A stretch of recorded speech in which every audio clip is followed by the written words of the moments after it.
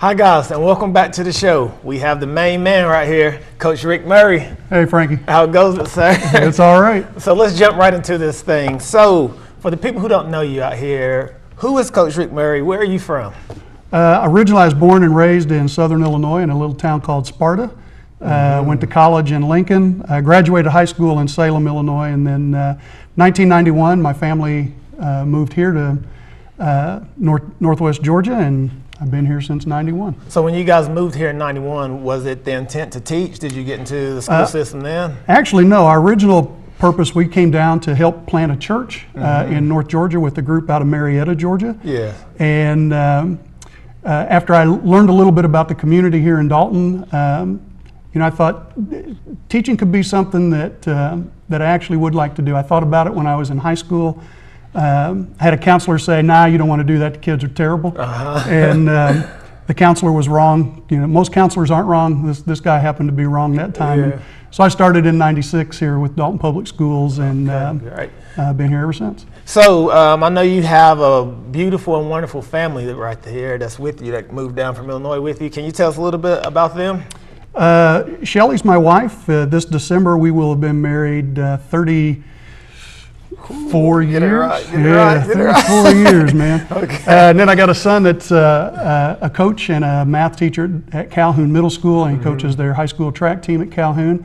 Yeah. His name's Brant, and then Jordan works here in town at Brown Enterprise, and he has the most beautiful baby girl. She's a little over 2 months old right now. So we're spending a little bit of time over at Jordan's house. Being grandpa right now, it's kind of fun. That's cool. So talking about your two sons, and I used to be a coach myself. So were you harder on your coaches, or on your sons being a coach, or did you take it easy on them because they're your sons? How did you do that? That's a tough question. It's a great question. When my kids got to an age where it was school ball, I didn't coach them before then. I didn't coach them until they got into 6th, 7th grade. And then when they got to 7th grade, I was a 7th grade basketball coach. And what I started finding out is as they got better, I actually asked them, "Do you want me on the track or on the basketball court? Do you want me to treat you as dad, or do you want me to treat you as coach?" And both of them said, "Treat me as a coach." Okay. And so they became just like everybody else. I treated them like I did the other kids. When we would get home, I think this is a question a lot of people ask. When you get home, do you coach them extra at home? And when we would get home, that's where it became them.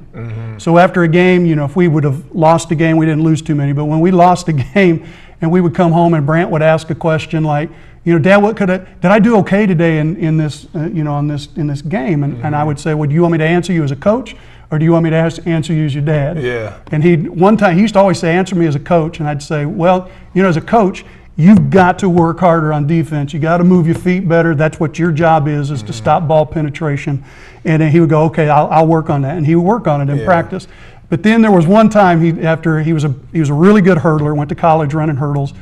And he asked me one time, he said, "Dad, was that race, was that a good race?" And I said, "You want me to tell you as your dad? Or to tell you as your coach?" He said, "Tell me as your dad." "Oh, Brant, that was one of the best races I've ever seen, son." And then now tell me as coach. If you don't get your strides to look quicker, you're not going anywhere, man. Okay. So the way that we were able to work it out was I put it in their hands and said, "Do you want me to be your dad, or you want me to be your coach?" Because there's a difference. As a coach, you're always encouraging to your players. You want them to do well because you want your team to win, and that's why you do it.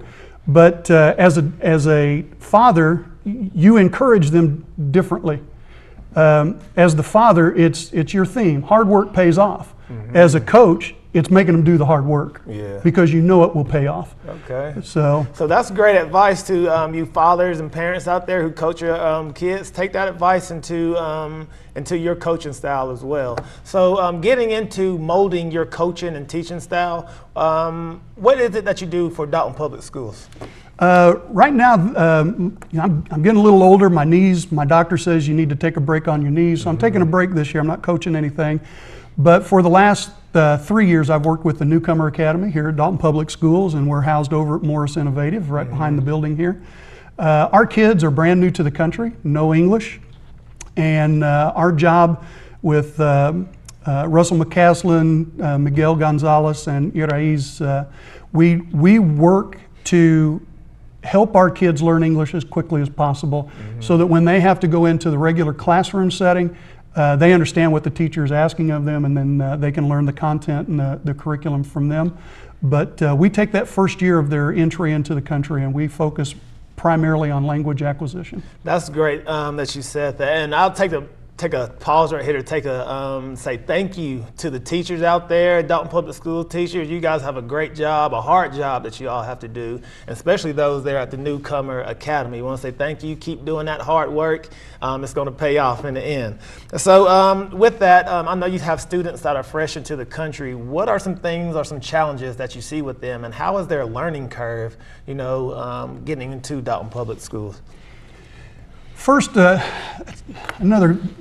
question is there's so many different answers, so I'll give you like the short version. Okay.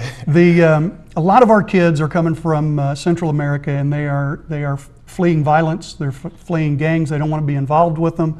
Their parents don't want them to be involved. Their grandparents don't want them to be involved, and so they come to the United States and they come to Dalton and Whitfield County, mainly because they have family here that started back in the 90s and 80s even, and they're moving in with family members. So for some of them, literally, to be able to live another year of life. And so the first thing we have to do is we have to help them understand that they're safe, that they're safe in our schools, that they're safe in our community, that they're going to be treated like people. Man. And some of them that's brand new to, and it takes them a while to adjust, especially I'm 6'2", and a lot of these kids are just barely 5 feet. I know, yeah. So they don't want you to be domineering; they have to trust you as well. Exactly. Right. So I used to teach standing up.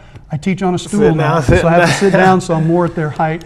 So talking about real quick, I know that you have to gain trust, that we say, and I want to get into something real quick here. Do you remember this, building the trust for this team here? Do you remember that? Well, it depends on which. That was a lot of our stuff. This is my first year coaching. This is my first year coaching basketball. Yeah. I didn't look so good, but I look better than number 22. No. There's little Frankie, Yeah, and he's grown up into. This is why you teach. Okay. You watch these guys; they're raising their families. They're contributing to their community, and that's why you teach. That's why you coach. So is that why you enjoy coaching? Is that why you do what it is that you do, the teachers now? It is for me. I've had opportunities to go to other school systems, and I've turned them down because I like Dalton Public Schools. I think that this is my 22nd year here. I'm teaching grand students. I taught the kids that were in 7th grade back in the 1990s, and they've had children, and they're in my classroom. Yeah. And so I get to know the families that way, and I think there's some value in staying put. And having that relationship with that family. That's what it is. So how, with the teachers out there, how can they get in contact with you? If it's through Dalton Public Schools, it's ric.murry at dalton.k12.ga.us. The easiest way to find me is Ric Murry on Facebook. Okay. And look for the guy that's not a real face. It looks more like a cartoon that one of my sons made for me. That's it. All right, Coach, we want to say thank you for your time, for sitting here with us. Appreciate it, Frank. And don't go anywhere. We'll be right back with our next guest, Ms. Shaka Kopp.